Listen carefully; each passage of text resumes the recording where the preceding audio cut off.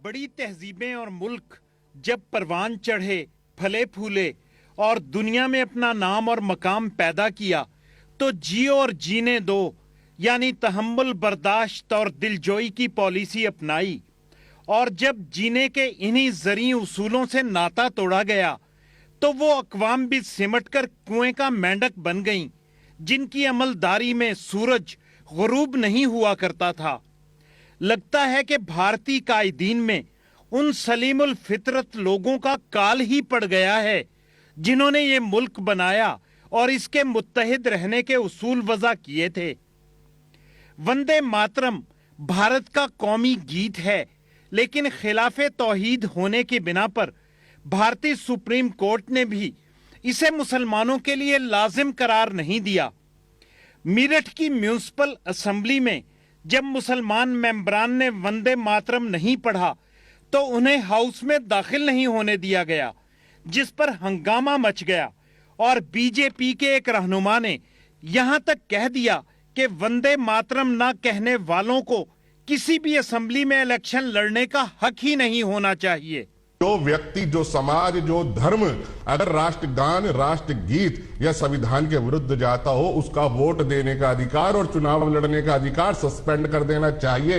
आज भी मैं कहता हूं, अगर तुष्टीकरण की राजनीति 70 साल से इस देश के अंदर ना होती तो इस देश का हर नागरिक, जैसे कहा हमारा कौमी तराना नहीं है, तो पहले सिटीजन, पहले नेशन फर्स्ट होता, ना कि कौम फर्स्ट होता। जो लोग राष्ट्रगीत का, वंदे मातरम का विरोध करते हैं, उनका वोट देने का और चुनाव लड़ने का अधिकार खत्म कर देना चाहिए। वंदे मातरम खिलाफे तौहीद क्यों है, खुद सुन लीजिए। मुस्लिम स्कूल में वंदे मातरम क्यों नहीं कहा जाता? हमें ये देखना चाहिए कि कोई भी गाना या कोई भी चीज आप कहते हैं, उसकी मानी क्या है।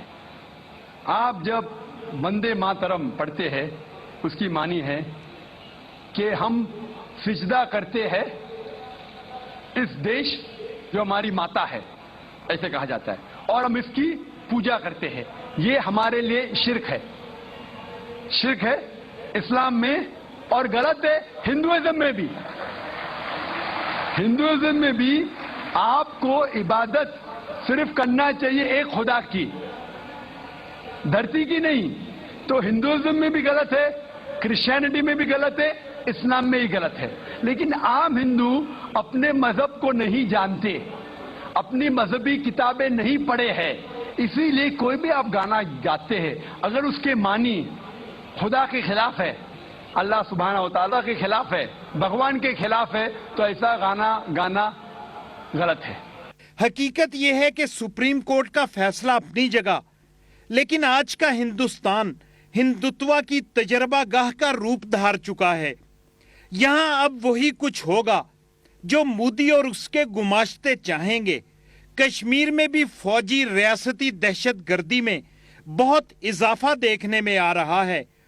गुज़श्ता रोज भी निहत्ते हुजूम पर गोलियां चलाकर 4 शम्में बुझा दी गईं। हुर्रियत कायदीन पाबंदे सलासिल हैं और खौफ की फजा पैदा करके आम लोगों को तहरीक से दूर किया जा रहा है। इन 4 दिए बुझने से क्या कश्मीर में अंधेरा राज करने लगेगा? ये है वो जागते का ख्वाब जो भारतीय रहनुमा अरसे से देख रहे हैं। कश्मीर का हर नौजवान आज एक शम्मा का रूप धार चुका है। एक बुझाई जाती है तो 100 जल उठती हैं। तहरीक के रास्ते में अंधेरा होता तो तहरीक कब की रुक चुकी होती। ये तो फरजानों का कारवां है जिनका लहू इस रास्ते को रोशन किए हुए है। इन्हें अपने असल से मिलना है, यानी अपने वतन पाकिस्तान से, जिसके परचम में लिपटकर आज हर कश्मीरी दफन होने को सादत समझ रहा है।